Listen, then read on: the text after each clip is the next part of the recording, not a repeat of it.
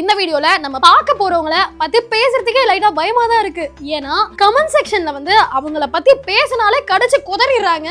நானும் இல்லங்க, யாரா இருந்தாலுமே அவங்கள பத்தின விமர்சனத்தை வைக்கிறாங்க அப்படின்னா அது ஒரு பாசிட்டிவ் நோட்டோட எடுத்துக்கிட்டு நெக்ஸ்ட் டைம் அந்த மாதிரி பண்ணாம இருக்கணும். ஆனா இந்த குரூப் என்ன பண்ணும் தெரியுமா, லைட்டா சின்னதா இது நல்லா இல்ல அப்படின்னு சொல்லிட்டா போதும் ஆரம்பிச்சிருவாங்க. கெட்ட கெட்ட வார்த்தையில அசிங்கமா பேசுறது எப்படி அப்படின்றது இவங்க கிட்ட தான் கத்துக்கணும். அந்த அளவுக்கு மோசமா கமெண்ட்ஸ் எல்லாம் பண்ணுவாங்க. இருந்தாலும் இவங்க பண்ணதை பார்த்துட்டு நம்மளால பொறுக்க முடியல, பொங்கி எழுந்துருவோம் அப்படின்றதுனாலதான் இன்னைக்கு இந்த வீடியோல அவங்கள பத்தி தான் அச்சூஸ் ரியாக்ஷன்ல ரியாக்ட் பண்ண போறோம். இவ்வளவு பில்டப் கொடுத்ததுல இருந்து கண்டிப்பா உங்க எல்லாருக்குமே தெரிஞ்சிருக்கும் யாரா இருக்கும் அப்படின்னு சொல்லிட்டு. ஆமாங்க, இப்பதான் செப்டம்பர் 13ஆம் தேதி சனிக்கிழமை நம்ம தாவேகா தலைவர் விஜய் அவர்கள் இருக்காரு பாத்தீங்களா, முதல் பிரச்சாரத்தை திருச்சி மாவட்டத்துல இருந்து தொடங்கி இருக்காரு. அவரு நீலாங்கரையில கிளம்புறதுக்கு முன்னாடியே அவ்வளவு கூட்டம் திருச்சி விமான நிலையத்துல சேர்ந்துருச்சு. சேர்ந்தது மட்டும் இல்ல, ஆரம்பத்துல இருந்து எண்டு வரைக்கும் என்னென்ன அட்டகாசம் பண்ணாங்க, என்னென்ன அக்கப்போரு பண்ணாங்க அப்படின்றத பத்தி தான் இன்னைக்கு அச்சூஸ் ரியாக்ஷன்ல ரியாக்ட் பண்ண போறோம். வாங்க வீடியோக்குள்ள போலாம்.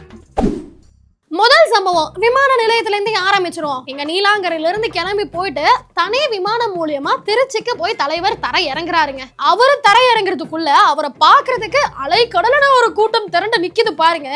இப்ப பேரிகார்டுன்றது பொதுவா எதுக்கு போடுவோம், அதை தாண்டி யாருமே இந்த பக்கம் போயிடக்கூடாதுன்றதுக்கு தானே. ஆனா அதையும் மீறி இவங்க பண்ண ஒரு சம்பவம், இவங்க நொடிக்கு நொடி நிரூபிச்சுட்டே இருக்காங்க, நாங்களாம் அணில் தான், நாங்களாம் அணில் தான் அப்படின்னு சொல்லிட்டு. அந்த சம்பவத்தை பாத்துருவோம்.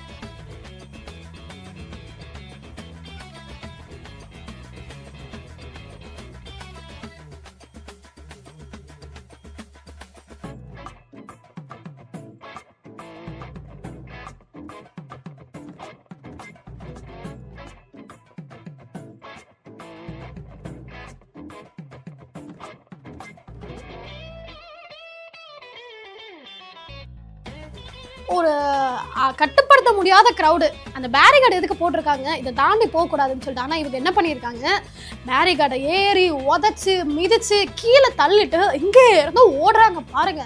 அதாவது இதுல இந்த சின்ன சின்ன பசங்க, இந்த அணில் குஞ்சுகள்னு சொல்லுவோம்ல, அவங்க மட்டும் கிடையாதுங்க.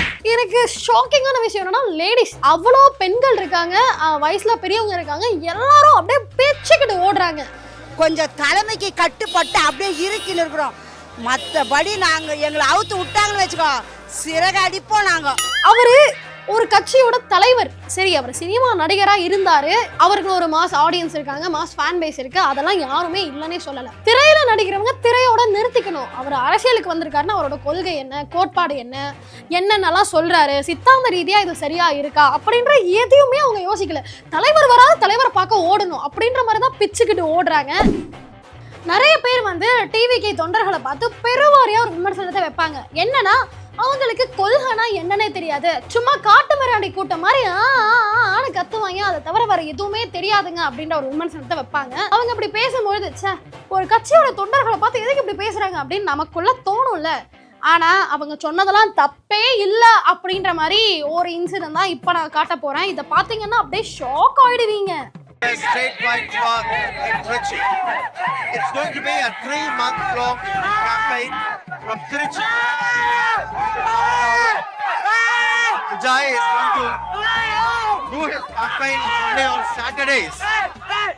His team says the idea is to make sure ordinary people are not forced to forego their livelihood, so that Saturday being a weekend, there will be no problem for others to make it to participate in the election campaign.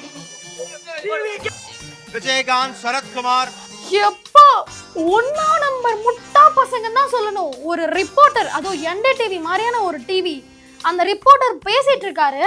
Like இவங்க பேசவே விட மாட்டானுங்க. சின்ன குழந்தை, அந்த பொண்ணு என்ன ஒரு 6வது 7வது படிக்கும். அந்த பொண்ணுல இருந்து இந்த மாதிரியான தொண்டர்களை வச்சுக்கிட்டு தளபதி எப்படி 2026 ஆட்சியை பிடிப்பாரு? ஐயோ, இவங்களை பத்தி ஏதாவது சொல்லிட்டோம்னா போதும், வந்து கமெண்ட்ஸ்ல கடிச்சு கொதற மட்டும் தெரியும். ஆனா இது வந்து காமன் சென்ஸ். நியூஸ் சேனல்ல இருந்து வந்து ரிப்போர்ட்டர் நியூஸ் எடுத்துட்டு இருக்காங்க, நம்ம கொஞ்சம் டீசெண்டா நடந்துக்கணும். நாளைக்கு இந்த தமிழ்நாடே பார்க்கும், தமிழ்நாடு என்ன வேர்ல்டு வைட்ல இந்த நியூஸ் ஸ்ப்ரெட் ஆகிறதுக்கு கூட நிறைய சான்ஸ் இருக்கு. அப்படி இருக்கும்போது நம்ம எந்த அளவுக்கு ஒழுக்கமா டீசெண்டா நடந்துக்கணுமோ அந்த அளவுக்கு நடந்துக்கணும். அதை விட்டுட்டு இந்த மாதிரி எல்லாம் நடந்துக்கிட்டா ஏன் எதிர்க்கட்சிகள்லாம் உங்க மேல விமர்சனத்தை வைக்காது? ஆக்சுவலி நான் ஒரு வீடியோ ஒன்று பார்த்தேன். அங்க எம்ஜிஆர் சிலை ஒன்று இருக்கு, அதுவும் கூண்டுக்குள்ள வச்சிருக்காங்க எம்ஜிஆர் சிலை. அந்த சிலை மேல ஏறி அவ்வளோ பேர் உட்காந்துருக்காங்க. அது மட்டும் இல்ல, அங்க இருந்த கம்பியில ஏறுறது, இவ்வளோ ஏன் வேப்ப மரம் இருக்கு அது மேல ஏறி உட்காந்து தொங்கிட்டு இருக்காங்க. அதான் சொன்னனே, அணில்ன்றது நொடிக்கு நொடி நிரூபிச்சுட்டு இருக்காங்கன்னு. அந்த காட்சிகளையும் பார்த்துருவோம்.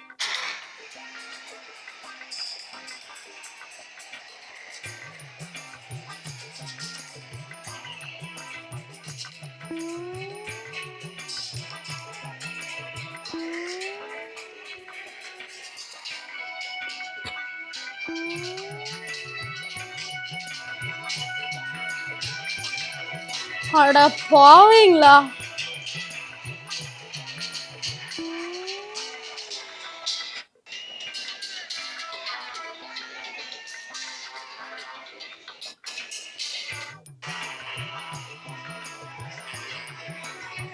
இவன் என்ன குரங்க விட மோசமா தவறா? இதெல்லாம் குரங்கு பார்த்துச்சுன்னா அவமானத்துல சூசைட் பண்ணி தொலைஞ்சிருமே. அதான் எம்ஜிஆர் சிலை மேல ஏறி உட்காந்துருக்காங்க. அத ஒரு காவலர் வந்து இறங்கி இறங்கி இறங்கின்னு சொன்ன பிறகு அப்படியே அங்கிருந்து அங்கிட்டு இங்கிட்டு அப்படி அப்படின்ற மாதிரி அணில்களா குதிச்சு ஓடுது. மரத்து மேல உட்காந்துருக்கான்னு சொன்னல, சின்ன சின்ன இடத்துல உட்காந்துருந்தா பரவாயில்ல, உச்சி கிளை மேல ஒருத்தர் உட்காந்துருக்காரு. ஏங்க, உங்க தலைவரை பார்க்கணும், உங்க தலைவர் மேல எல்லையற்ற அன்பு இருக்கு, சரி, அதுக்கு நம்ம உயிரோட இருக்கணும்ல, நமக்குன்னு ஒரு குடும்பம் இருக்கு, அதை பார்க்கணும். அதை விட்டுட்டு அங்க உட்கார்ந்து உங்க லைஃப ரிஸ்க் பண்ணி தலைவரை பார்க்கணுமா அப்படின்றத யோசிச்சுக்கோங்க. இது வந்து எந்த கோவமோ எந்த விருப்போ கிடையாதுங்க. என்னடா இன்னும் இந்த மாதிரி எல்லாம் இருக்காங்களே அப்படின்னு நினைக்கும் போதுதான் லைட்டா கஷ்டமா இருக்கு. இப்போ அண்ணன் வந்து மாநாடு சனிக்கிழமை தான் நடத்துவேன் அப்படின்னு சொல்லியிருக்காரு. அதுக்கு பேரே சனிக்கிழமை. சனிக்கிழமை அது என்ன பேரு? சாட்டர்டே ஆனாலே கம்பல்சரியா கேம்பெயின் போயிடுவேன். அப்போ மத்த நாள்லாம் அரசியல் பண்ண மாட்டீங்க? அப்பதான் ஷூட்டிங் இருக்கும்ல. அப்போ மத்த நாள்லாம் கேம்பெயின் போக மாட்டீங்க? ஐயோ டெட்டி ஃபெலோ. மத்த நாளெல்லாம் பனையூர்ல உட்காந்து அறிக்கை விடுவேன். அதாவது தமிழ்நாட்டை பொறுத்தளவுக்கு 234 சட்டமன்ற தொகுதி இருக்கு. ஒவ்வொரு தொகுதியா கவர் பண்ணணும் அப்படின்னா இப்ப ஆரம்பிச்சாதான் எலெக்ஷனுக்குள்ளையாவது முடிக்க முடியும். அதுவும் ஒரு நாள் கூட கேப் எடுக்காம தொடர்ந்து போயிட்டு இருந்தாங்க அப்படின்னா பாசிபிள். ஆனா நம்ம அண்ணன் என்ன பண்ணிருக்காரு, வாரம் வாரம் சனிக்கிழமை மட்டும்தான் நான் மக்களை சந்திப்பேன், அதுவும் ஒவ்வொரு மாவட்டமா. அதாவது இப்பல இருந்து எடுத்துக்கோங்க, தேர்தலுக்கு ஒரு 30 வாரம் இருக்கா, 30 சனிக்கிழமையில மாவட்டங்களை மட்டும் தான் கவர் பண்ண முடியும். அதனால மாவட்ட வயசே போயிடலாம் அப்படின்ற மாதிரி பிளான் பண்ணியிருக்காங்க. ஆனா எதுக்காக இந்த பிளானை போட்டிருப்பாங்க அப்படின்னு பலரும் யோசிச்சாங்க. இப்ப அதுக்கான முடிவு தான் இந்த வீடியோல இருக்க போகுது. ஆக்சுவலி சின்ன பொண்ணுங்க, ஐ திங்க் ஸ்கூல் தான் படிப்பாங்கன்னு நினைக்கிறேன், வந்து விசில் அடிச்சுட்டு நின்றுட்டு இருக்காங்க. நான் ஸ்கூல் படிக்கும் போது இந்த மாதிரி ஏதாவது பண்றேன்னா எங்க அம்மா கல்தா மட்டையிலே அடிச்சு போன விரட்டியிருப்பாங்க. இன்னும் முடியல, இவங்களாவது விசில் அடிச்சு என்ஜாய்மெண்ட் தான் பண்றாங்க. ஆனா இன்னொரு பாப்பா அப்படியே அனல் பறக்க ஒரு ஸ்பீச் ஒன்று கொடுத்துருந்துச்சு.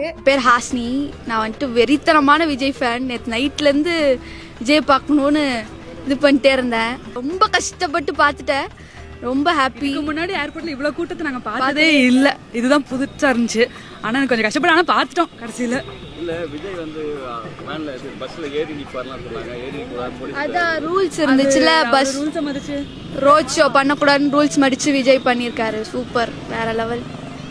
ஒத்த ரோசா பிள்ளைய ரொம்ப அற்புதமா வளர்த்திருக்கம்மா நீ. ப்ரோ, என்ன நடக்குதுங்க?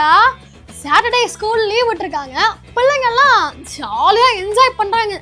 எங்க அண்ணனை பார்த்துட்டேன், எங்க தலைவரை பார்த்துட்டேன்ற மாதிரி ஒரு பாப்பா சில்லறையை செதற விட்டு பேசியிருக்கு. ஐ திங்க் கன்ஃபார்ம் எனக்கு தெரிஞ்சு ஸ்கூல் தாங்க படிக்கணும், படிக்கிற வயசுல படிடா பரமா அப்படின்னு யாராவது சொல்லியிருந்தாங்கன்னா இன்னைக்கு ஏர்போர்ட்ல வந்து இவ்வளவு கூட்டம் நின்றுக்குமா? இதெல்லாம் நம்ம பேசணும்னு வைங்களேன், நமக்கு தலைவர் மேல உள்ள கால் புணர்ச்சியில பேசுறோம் அப்படின்னு சொல்றாங்க. லைக் நீங்க யோசிச்சு பாத்தீங்க அப்படின்னா இதுக்கு பின்னாடி இருக்கக்கூடிய ஃபேக்ட் என்னன்றது உங்களுக்கே புரியும். டிவிகே தொண்டர்கள் இல்ல, நம்ம தொண்டர்கள்னு இவங்களை சொல்லவே முடியாது. இன்னும் அவர் கட்சி ஆரம்பிச்சு 1 வருஷத்துக்கு மேல ஆயிட்டு இன்னுமே அந்த ஃபேன்ஸ்ன்ற மைண்ட் செட்ல தான் இருக்காங்க போல் இருக்கு. சோ இந்த ஃபேன்ஸ் பண்ணக்கூடிய அலப்பறைய பார்ப்போம். எங்க நிக்கிறானாங்க?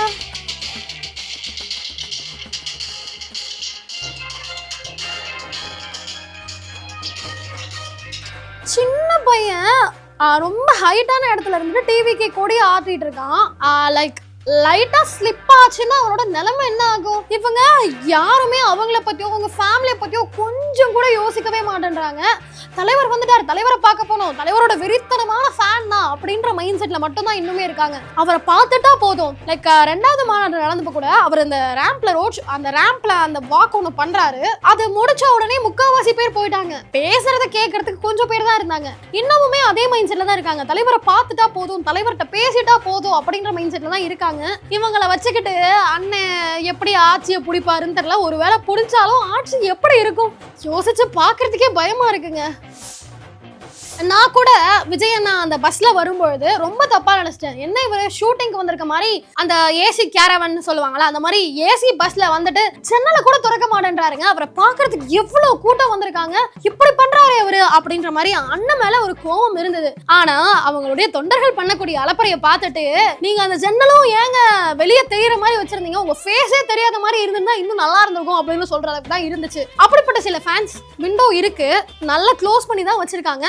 அந்த விண்டோ பிடிச்சு தொங்கிட்டு இருக்காங்க. நல்ல வேலை அண்ணன் மட்டும் ஓப்பன்ல விட்டுருந்தாருன்னு வைங்க, ஜன்னல் வழியா பஸ்ஸுக்குள்ளே குதிச்சவங்க குதிச்சிருப்பாங்க.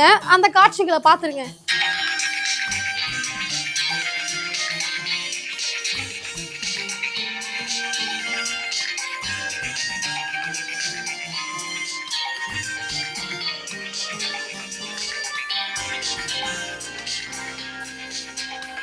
அதாவது இதை யாராவது ஒருத்தர் பண்ணா பரவாயில்ல, ஒரு பையன் தொங்கிட்டு இறங்குறான், அடுத்தவன் ஏறுறான். அதாவது அவங்களுக்குள்ளே ஒரு ஒப்பந்தம் இருக்கு போல, நான் கொஞ்ச நேரம் தொங்கிக்கிறேன், நீ கொஞ்ச நேரம் தொங்கு, நம்ம எல்லாருமே அணில் தானே, ஆளுக்கு மாறி மாறி பிரிச்சுக்கலான்ட்டு. திரும்பவும் சொல்றேன், இவங்களை அணில்னு சொல்றதுல தப்பே கிடையாதுங்க. உங்களுக்குள்ள ஒரு கேள்வி இருக்கலாம், அவங்க தான் அரசியல் கட்சி தொடங்கிட்டாங்க, இன்னுமே எதுக்கு அவங்கள தொண்டர்கள்னு சொல்லாம ஃபேன்ஸ் சொல்றீங்கன்ட்டு. அதுக்கு ஒரு சிறந்த உதாரணமா தான் இப்ப காட்ட போறேன். சார் ரொம்ப க்ரௌடாக இருந்துச்சு சார். சைன் ஒன்றும் வாங்க முடியாது சார். நான் தான் சார் போய் சைன் ஆகிட்டு இருந்தேன். ரொம்ப கும்பலாக நசுக்கி கீழே தள்ளி விட்டாங்க. கீழே விழுந்து எந்திரிச்சு போய் சைன் ஆகிட்டு சார். சார் எப்படி ஒரு ஏர்போர்ட்லேருந்தே சைன் ஆகிறதுக்காக ஃபாலோ பண்ண வந்து ஆமாம் சார், ஒரு 1.5 மணி நேரம் இருக்கும் சார். ஆமாம் சார். சார் விஜய்னா ரொம்ப வெறித்தனமான ஒரு ஃபேன் சார். வெறுத்தனமான விஜய் ஃபேனா? அதாவது என்னன்னா, தம்பி ஏர்போர்ட்ல இருந்து ஃபாலோஸ் பண்ணிட்டு வராராம். எதுக்கு? 2500 ரூபாய்க்கு ஒரு கிரிக்கெட் பேட் வாங்கியிருக்காராம். அந்த பேட்ல எப்படியாவது தலைவர்கிட்ட ஆட்டோகிராஃப் வாங்கணும் அப்படின்னு சொல்லிட்டு. நம்ம பொதுவா யாருக்கிட்ட தான் ஆட்டோகிராஃப் வாங்குவோம்? பெரிய பெரிய செலிபிரிட்டிஸ், பெரிய பெரிய ஸ்டார்ஸ் கிட்ட தான் ஆட்டோகிராஃப் வாங்குவோம். இன்னும் இவங்க என்னத்தை ப்ரூவ் பண்றாங்கன்னா, ஒரு ஹீரோ தான், அவர் அரசியல் தலைவர் கிடையாது அப்படின்றதான் தொண்டர்களே திரும்ப ப்ரூவ் பண்ணிட்டே இருக்காங்க. இதை சொல்லிட்டு தம்பி என்ன சொல்றானா, இந்த பேட்டை நான் 2500 ரூபாய்க்கு தான் வாங்கினேன், ஆனா இப்ப வித்தன் வைங்களேன் 15,000 20,000க்கு போகுங்க. அந்த அளவுக்கு இந்த பேட்டுக்கே தலைவர் சைன் பண்ணதால வேல்யூ ஆயிடுச்சு அப்படின்றாரு. தம்பி ஏண்டா, அவரே கொஞ்சம் கட்சி ஆரம்பிச்சு மேல போலாம், நல்லா வளரலாம் நினைச்சா கூட நீங்க டபக்குன்னு காலை பிடிச்சி கீழே இழுத்து விட்டுருவீங்க போல் இருக்கு. அந்த மாதிரிதான் உங்களுடைய செயல்பாடுகள்லாம் இருக்கு. இதனாலதான் எதிர்கட்சிக்காரங்களா இருக்கட்டும், அரசியல் விமர்சகரா இருக்கட்டும், தலைவர் சரியில்லை, கட்சி சரியில்லை, கொள்கை இல்லை அப்படின்ற மாதிரி விமர்சனம் பண்ணிக்கிட்டே இருக்காங்க. ஆனா நீங்க அப்படி விமர்சனம் பண்றவங்களுக்கு நாங்க நல்லா இருக்கோம், ஒழுங்கா இருக்கோம் அப்படின்றத உங்க செயல் மூலியமா காட்டணும். அதை விட்டுட்டு கமெண்ட்ஸ்ல வந்து கடிச்சு கொதறக்கூடாது தம்பி. இப்போ இந்த வீடியோல ஒருத்தர் விஜய பார்க்கணும், அவ்வளவுதானே, பார்த்துட்டா போச்சு, அதுக்கு இதுக்கு கஷ்டப்பட்டு அந்த கூட்டத்துல நெரிசல்ல நெறிஞ்சு கஷ்டப்படணும் அப்படின்ற மாதிரி ஒரு ஐடியா உனக்கு கையில எடுத்திருக்காரு ஒரு யங்ஸ்டர். பார்த்துருவோம்.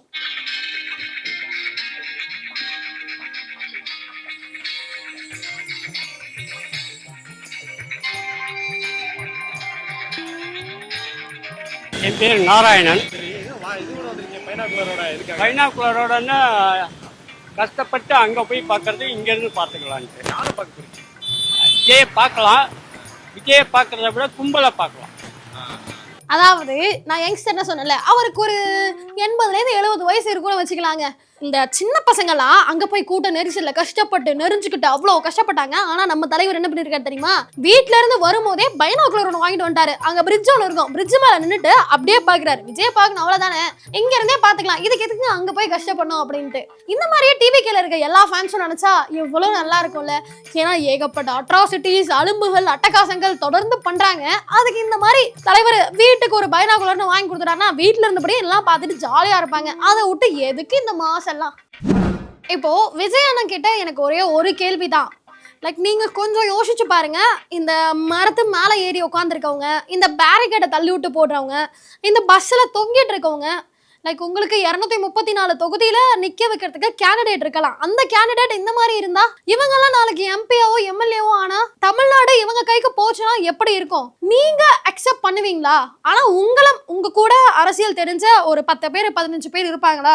மீதி 200 பேர் எந்த மாதிரி இருப்பாங்க? லைக் இந்த கூட்டத்துல இருக்கிறவங்களுக்கு சீட்டு கொடுத்து இவங்களை நிக்க வச்சு இவங்களை ஜெயிக்க வச்சு இவங்க கைக்கு தமிழ்நாடு போச்சுன்னா எப்படி இருக்கும்? அது நினைச்சு கூட பார்க்க முடியல. ஆக்சுவலி இது ஒரு ஹம்பிள் ரெக்வெஸ்ட் தான். திரும்பவும் சொல்றோம், தாவேகாக்கு என்ன கொள்கை இருக்கு, என்ன கோட்பாடு இருக்கு அப்படின்றத எதிர்கட்சியில இருக்கவங்களோ இல்ல பப்ளிக்கோ ஆஸ் அ மீடியாவோ நாங்க தெரிஞ்சுக்கணும்னு அவசியம் கிடையாது. அது எங்களுக்கும் தேவைதான். ஆனா எங்களை விட முக்கியமா அந்த கட்சியில இருக்கக்கூடிய தொண்டர்களுக்கு அவங்க கொள்கை என்ன, கோட்பாடு என்ன அப்படின்றது தெரிஞ்சே ஆகணும்.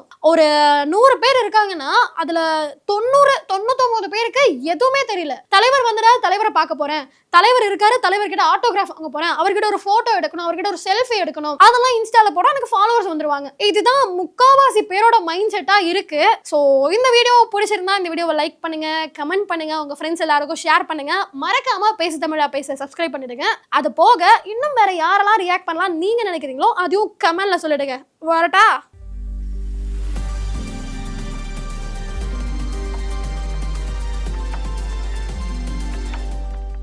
நாடு நல்லா இருக்க நாளும் நேரமும் தெரியாமல் உழைக்கும் தலைவா, உங்கள் பிறந்த நாள் தேசத்தின் வளர்ச்சி நாள். திரு வி ரமேஷ் அட்வொகேட், மத்திய சென்னை மேற்கு மாவட்ட பொதுச் செயலாளர், அண்ணா நகர் சட்டமன்ற பொறுப்பாளர். பேசு தமிழா பேசு சேனலுக்கு ஆதரவு தந்து கொண்டிருக்கக்கூடிய பார்வையாளர்களுக்கு வணக்கம். அரசியல் ஆன்மீகம்னு மட்டும் இல்லாம இப்போ ஹெல்த்லயும் நம்ம வந்தாச்சு. ஹெல்த் சம்பந்தமான பிரச்சனைகளுக்கும், ஹெல்த் டிப்ஸுக்கும், ஹெல்த் கேருக்கும், இல்ல ஹெல்த் பத்தி ஏதாவது தெரிஞ்சுக்கணும் அப்படின்னு நினைச்சீங்கன்னா ஹெல்த் குரு சேனல் கண்டிப்பா உங்களுக்கு யூஸ்ஃபுல்லா இருக்கும். பேசு தமிழா பேசு சேனலுக்கு கொடுக்கக்கூடிய இதே சப்போர்ட்டை ஹெல்த் குரு யூடியூப் சேனலுக்கும் கொடுத்து அந்த சேனலை சப்ஸ்கிரைப் பண்ணி உங்க நண்பர்களுக்கு ஷேர் பண்ணும்படி கேட்டுக்கிறோம். நம்ம ஹெல்த் குரு சேனலோட லிங்கை டிஸ்கிரிப்ஷன்ல தரோம், மறக்காம செக் பண்ணி பாருங்க.